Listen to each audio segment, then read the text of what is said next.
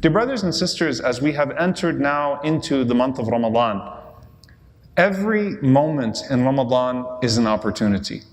Every moment is an opportunity for you to say a word of dhikr, to say Subhanallah, Alhamdulillah, La ilaha illallah, or Allahu Akbar, or whatever it is, or a moment, wal'iyadu billah, to sin, which is the worst thing that you could do with a moment in Ramadan, or a moment that could go to waste.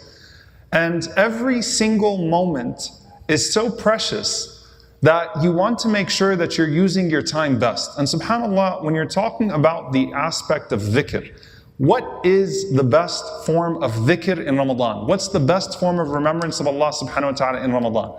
When you look through the entire body of ahadith from the Prophet sallallahu alaihi wasallam on dhikr, sometimes when you read about the virtues of one statement of dhikr, you would think that that's the only dhikr that you should be saying.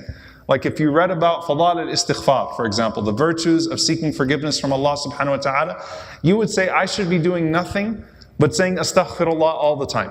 Rabbi ighfirli wa tub alayya innaka anta tawwabur rahim. Or one of the various iterations of seeking forgiveness from Allah. So, my Lord, forgive me and have mercy on me, accept my repentance. All of these different iterations of istighfar, seeking forgiveness.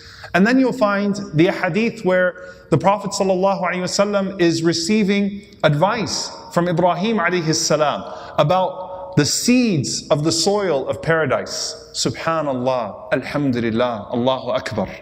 And then you find the hadith where the Prophet ﷺ says that there are two phrases that are beloved to Ar-Rahman, light on the tongue, heavy on the scales. Subhanallah wa bihamdihi, Subhanallah al-Azim. Tasbih, the glorification of Allah. And then you find the hadith where the Prophet ﷺ said, Inna afdal al-dhikr, the most beloved, the best of all remembrance is La ilaha illallah. Keep your tongue moist with La ilaha illallah. And then you find hadith Ubay ibn Ka'ab radiyallahu ta'ala anhu, where he asked the Prophet ﷺ how much of his dua should be dedicated to salawat, sending peace and blessings on the beloved sallallahu alaihi wasallam. And it could take up all of your dua, and that would be sufficient. Sallallahu alaihi wasallam. And we know that it's the day of Friday, the most beloved day of sending salawat on the Messenger sallallahu alaihi wasallam. So I probably just confused you further. All of these ahadith, you read them and you say, that's the one.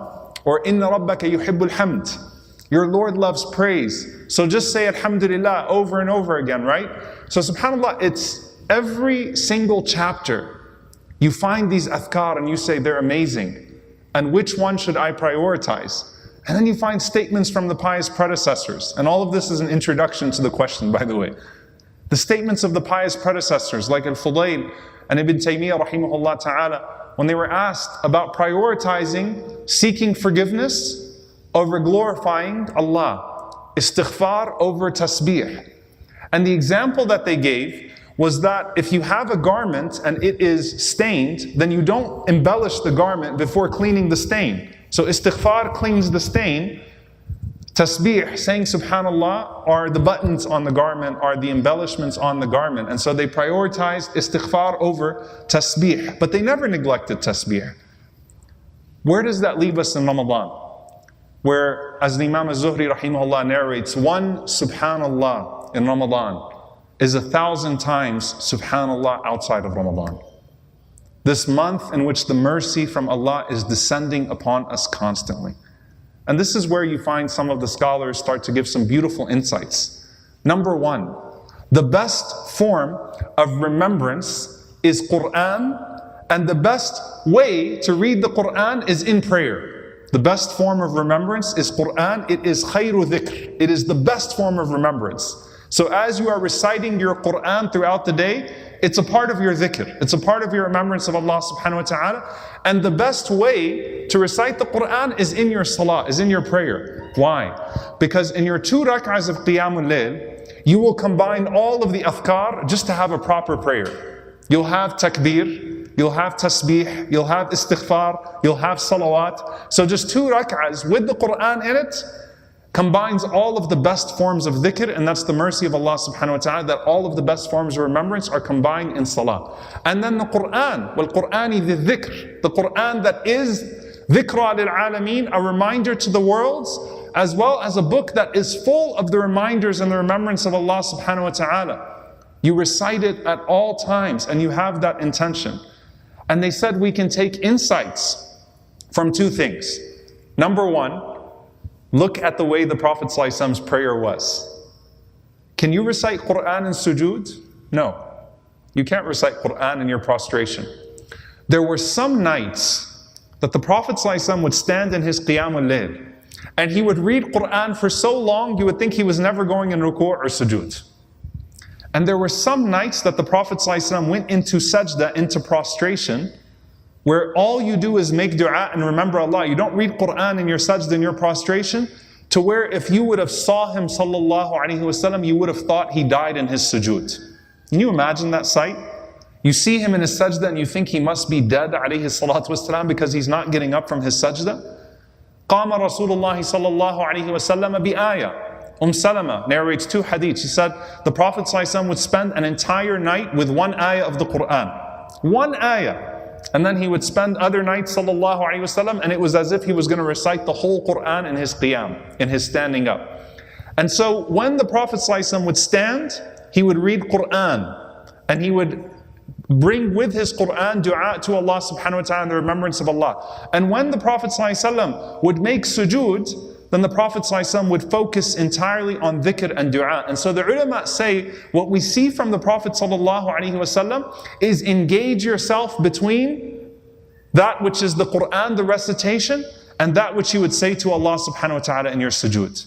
And we have flexibility in it. The point is, don't miss a moment.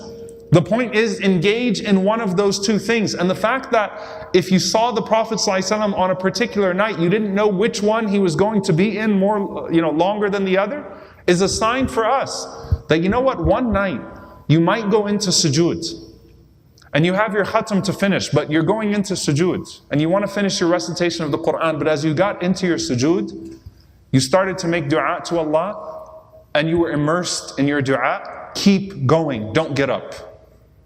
Keep going. Continue to remember Allah. One day you might finish your wird, your allocated times of how much you're going to do tasbih. Say subhanallah, but you're looking around and you're saying subhanallah, subhanallah, and your heart is present. It's better to go an extra 10 tasbih and delay the next thing that you're going to do because your heart is in that tasbih. And so the best dhikr is the dhikr that coincides with the Prophet ﷺ's dhikr, that is diversified, that your heart is most present in. That's the first thing. The second thing, the best dhikr outside of Ramadan is the best dhikr inside of Ramadan. Meaning, the reward for your morning remembrance and evening remembrance in Ramadan is even greater than what it would be outside of Ramadan. The Prophet ﷺ would not pause the morning athkar and the evening athkar. The things he would say in the morning and the things he would say in the evening after Asr, because Ramadan came around. If anything, they are greater at that time, and that is the best time to learn the habits of those things. Okay, so to really bring them into your life and to not let go of those things. That would be like a person who focuses on praying Taraweeh and then they forget all of the other sunan. Okay, the sunan that the Prophet ﷺ would not forget to pray outside of Ramadan or inside of Ramadan. May Allah subhanahu wa ta'ala enable us upon them. Allahumma ameen. And the third thing, and this is something that is really powerful to pay attention to with what the Prophet ﷺ gave us of the best du'as and the best seasons. The best 10 days of the year are the first 10 days of Dhul Hijjah. The best 10 nights of the year are the last 10 nights of Ramadan. The best of the first 10 days of Dhul Hijjah is the day of Arafah. And the best of the last 10 nights of Ramadan is Laylatul Qadr. Right? In the first 10 days of Dhul Hijjah, the day of Arafah, may Allah subhanahu wa ta'ala call us back to Arafah. Allahumma ameen. On Arafah, the Prophet sallallahu alaihi wasallam said, the best of what I and the prophets that have came before me have said, because all of the prophets observed the day of Arafah, was La ilaha illallah wahdahu la sharika lah lahul mulku wa lahul hamd wa huwa ala kulli shay'in qadir. Praising the oneness of Allah, declaring the oneness of Allah subhanahu wa ta'ala, who has no partner, who has dominion over all things. He has no partner, He has no equal, He is the only one worth seeking and the only one who bestows reward. And subhanAllah, that's the best dua in the day of Arafah. Some of the scholars say that that is the culmination of Hajj. Like when you're going to Hajj, everything surrounds affirming the oneness of Allah, right? Doing tawaf around the Kaaba, saying labbaik Allahumma labbaik, here I come, oh Allah, here I come.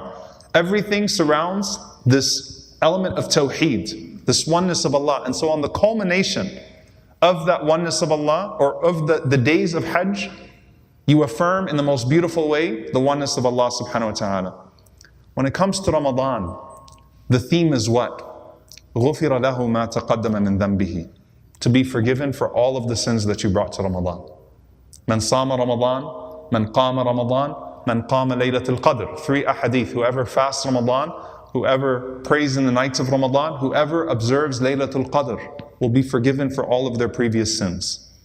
And Aisha radiallahu anha asked the Prophet ﷺ, if I feel like I'm in Laylatul Qadr, if Laylatul Qadr has come upon me, the night of power has come upon me, what dua should I say?